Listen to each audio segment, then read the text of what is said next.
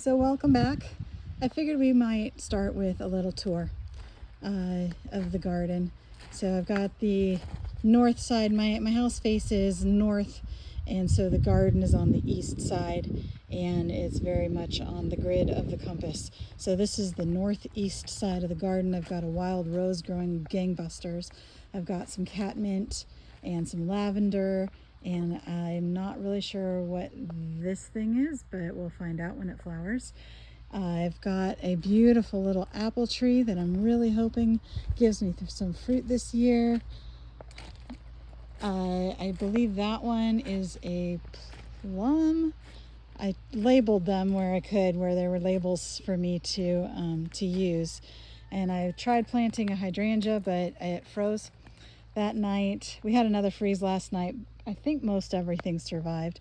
I've got a blueberry that I planted. It looks like it's doing really well. And another hydrangea. I love hydrangeas. I think that one I may have put too much in too much sunshine. My plants are learning I am not a green thumb either.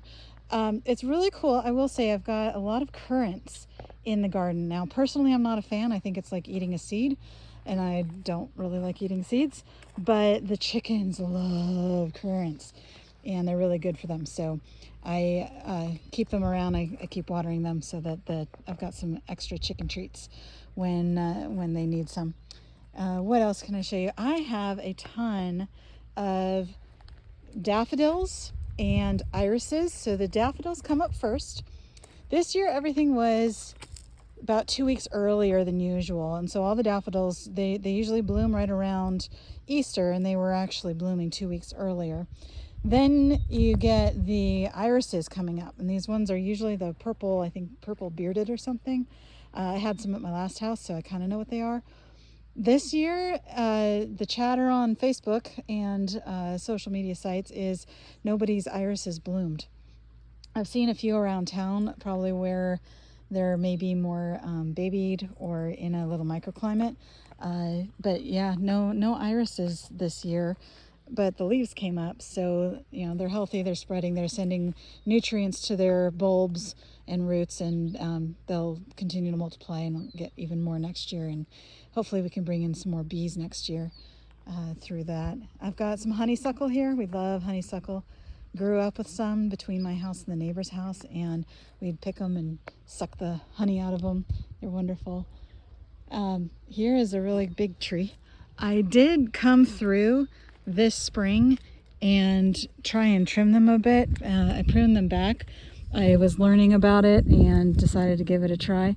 This one is a semi-dwarf Asian pear. Semi-dwarf my butt? I don't think so. It is quite tall, but it's an Asian pear, so that'll be exciting if I get some fruit. Again, I don't know how old these trees are, 1, 2, maybe 3 years old, and fruit trees generally start fruiting at 3 years. Another currant that's coming back. The other thing to note about my garden is that it had a homegrown irrigation system. It was a bunch of PVC pipe, and you had to hook the hose up to it in order to water it, which means you had to be home. And I like to camp, and I like to travel, and I like to be home as well, but I didn't want to make my plants suffer for my gallivanting around the country and the world. So I actually had an irrigation system, an automated irrigation system put in. This is a Rainier cherry. I'm super excited about this, my favorite kind of cherry. And this is not even a year old because I just bought it and put it in. It was a bare root that came into the nursery, and got it planted this spring, and it's looking pretty happy. And then you'll notice I've got a ton of this. This is bee balm, and it will flower a beautiful purple flower, and it will certainly help bring in the bees. I don't remember the names of everything. I've looked it up. I've got a great app. Oh, this is my cherry tree. So this is another cherry tree. It is 5 different cherries in one. It's all grafted. Now, a few of them have died, unfortunately, but I've still got 2 or 3 that seem to be leafing out. So we'll see how it does. So when I put the irrigation in last summer, I did it during summer. It freezes here, it snows, and so you have to be careful about the ground being frozen and wait for it to thaw and all that. Plus I had just moved in April, so I realized very quickly that if I wanted a garden, I was going to have to get irrigation. And that's another blueberry and another blueberry. I love blueberries, so I planted a bunch, and there were already some here. And that one's going to be a peach. Hopefully it comes in. It was also a bare root that I had planted this spring. So anyway, all the plants got really stressed because I had to remember to come out and water with a hose, and they just needed a little, probably more than what I gave them. And so I'm trying to see like what's coming back this year. I do this bee balm. It grows through the roots and it spreads through the roots, and so it will continue to spread. And but the good news is it comes up pretty easily if you pull it out by the roots, and so you can kind of keep it back. So if I pull this, see, got it by the root. So this is another little apple tree, I think, and then I think it didn't have a label, but it looks like apple leaves. It's like a honeyberry, and then a blueberry, and all the sunflowers. So that's the east side, the northeast side. I'll take you to the southeast side next time. And you can see what the natural landscape is. It's juniper sagebrush.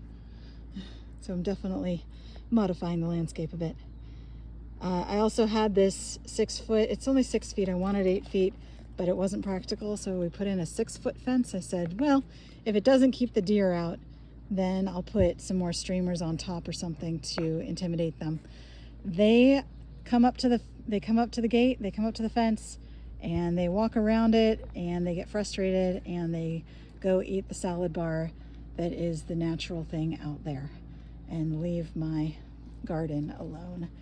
That was the other thing that was stressing the fruit trees, at least, was the deer were coming in and chewing on them something fierce. They were all surrounded by fencing, which was a pain because each one individually was surrounded. This way the whole garden is surrounded, the whole garden's protected. The whole garden's looking absolutely joyous, and I'm so happy I did it. Till next time.